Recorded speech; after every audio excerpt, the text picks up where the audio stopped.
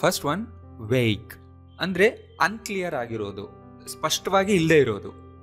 ಏನಾದರೂ ಒಂದು ವಿಷಯ, ಐಡಿಯಾಸ್, ಮೆಮೊರೀಸ್. ಹೀಗೆ ವೇಗ್ ಎಕ್ಸ್ಪ್ಲನೇಷನ್, ಅಂದರೆ ಕ್ಲಿಯರ್ ಆಗಿ ಹೇಳಲಿಲ್ಲ, ಸ್ವಲ್ಪ ಅರ್ಥ ಆಯಿತು, ಅರ್ಥ ಆಗಿಲ್ಲ, ಅನ್ಕ್ಲಿಯರ್ ಆಗಿತ್ತು. Many patients suffer vague symptoms. Suffer from ಅನ್ಬೋದು, or just suffer. Many patients suffer vague symptoms ಅಂದರೆ ಗೊತ್ತಿಲ್ಲದೆ ಇರೋದು, ರ್ಯಾಂಡಮ್ ಸಿಂಪ್ಟಮ್ಸ್, ಅನ್ಕ್ಲಿಯರ್ ಆಗಿದೆ, ಟ್ರ್ಯಾಕ್ ಮಾಡೋಕ್ಕೆ ಕಷ್ಟ ಆಗುವಂಥದ್ದು, ರೈಟ್?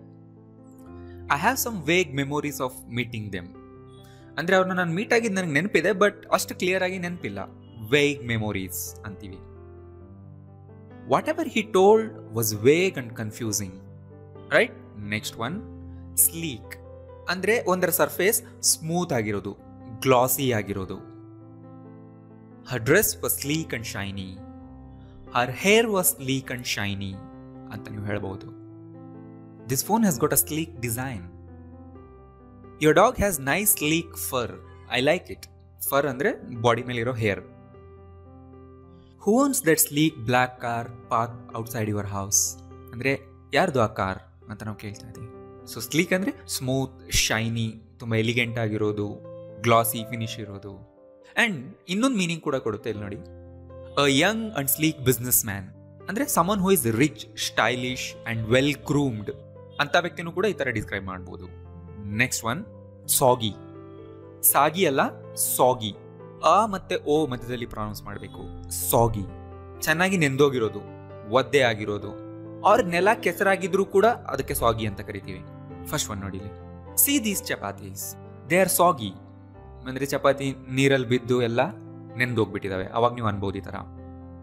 ಡೋಂಟ್ ಎಂಟರ್ ಇನ್ ದೋಸ್ ಸಾಗಿ ಶೂಸ್. ನೀರಲ್ಲಿ ಚೆನ್ನಾಗಿ ನೆಂದ್ರೆ ಶೂಸ್ ಏನಾಗುತ್ತೆ? They become soggy. How will you eat in the soggy paper plate? The ground was soggy from the rain. ಮಳೆಯಿಂದಾಗಿ ನೆಲ ಕೆಸರಾಗಿತ್ತು, ಅವ್ರು ತುಂಬ ಒದ್ದೆಯಾಗಿತ್ತು. ಆನ್ ಅ ಸಾಗಿ ಮಾರ್ನಿಂಗ್ ಅನ್ಬೋದು, ಅಂದರೆ ಡಲ್ ಅಂಡ್ ಲೈಫ್ಲೆಸ್ ಅನ್ನೋ ಮೀನಿಂಗ್ ಕೊಡುತ್ತೆ. ತುಂಬ ಬೋರಿಂಗ್ ಆಗಿತ್ತು ಅವತ್ತು, ಆ ರೀತಿ ಹೇಳ್ಬೋದು ನೀವು.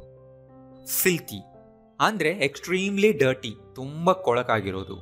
ಇಲ್ಲಿ ನೋಡಿ, go wash your filthy hands. ಡರ್ಟಿಗಿಂತ ಜಾಸ್ತಿ ಇನ್ನು ಎಕ್ಸ್ಟ್ರೀಮ್ಲಿ ನೀವು ಹೇಳಬೇಕಂದ್ರೆ ಫಿಲ್ತಿ ಯೂಸ್ ಮಾಡಿ. Look at the carpet, how filthy it is. Government hospitals look terribly filthy, ಅಂದರೆ ತುಂಬ ಗಲೀಜಾಗಿರುತ್ತೆ ಅಂತ ನಾವು ಹೇಳ್ತಾರೆ. I hate smoking and drinking, they are filthy habits ಅಂತಾನೂ ಹೇಳ್ಬೋದು, ಅಂದರೆ ತುಂಬ ಕೆಟ್ಟ ಹ್ಯಾಬಿಟ್ಸ್ ಅವು.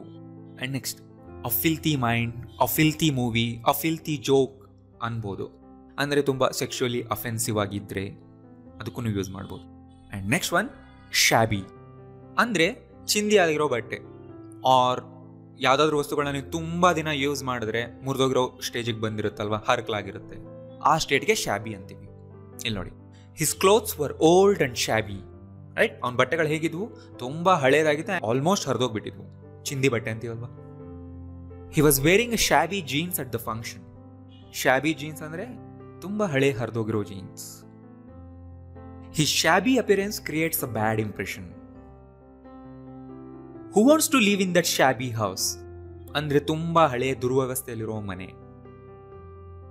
ಅ ಶಾಬಿ ಓಲ್ಡ್ ಮ್ಯಾನ್ ಅನ್ಬೋದು, ಅಂದರೆ ಆ ವ್ಯಕ್ತಿ ನೋಡೋದಕ್ಕೆ ಆ ರೀತಿ ಇದ್ದ, ಅವನ ಅಪಿಯರೆನ್ಸ್.